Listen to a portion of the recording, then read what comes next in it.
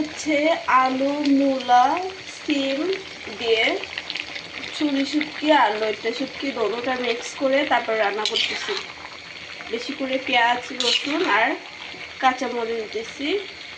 দেওয়ার পরে ওই পেঁয়াজ, রসুন, কাঁচামরিচের সাথে শুটকিগুলো ভেজে ফেলছি, ভেজে আলাদা তুলে রেখে তারপরে সবজিটাকে তেলের মধ্যে ভেজে হলুদ, মরিচ দিয়ে, লবণ দিয়ে তারপরে একটু ভাজছি, ভেজে ঝোল দিয়েছি। দেওয়ার পরে ঝোলটা যখন একটু এই যে তরকারিগুলো শুকায় আসছে আর ভেজে রাখা শুটকি,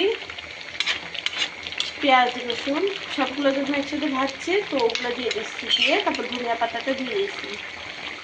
শীতের এই যে সিম, আলু, মূলা সব কিছু দিয়ে শুধু শুটকি, লইট্টা শুটকি দেওয়া এগুলো রান্না করছি।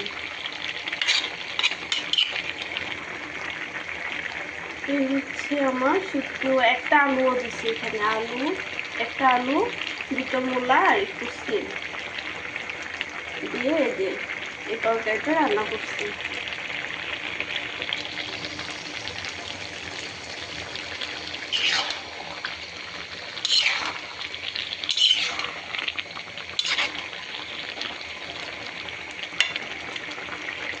ছবি শুটকিতে মধ্যে দিয়ে একটু কেটে দিয়েছি, কারণ অনেক মোটা, এই জন্য মধ্যে কেটে তারপরে এটাকে একটু চিকন চিকন করে এই যে রান্না করছি। ছোট ছোট করে কাটছি। আমার শুটকি তরকারি স্পেশাল। টাটা।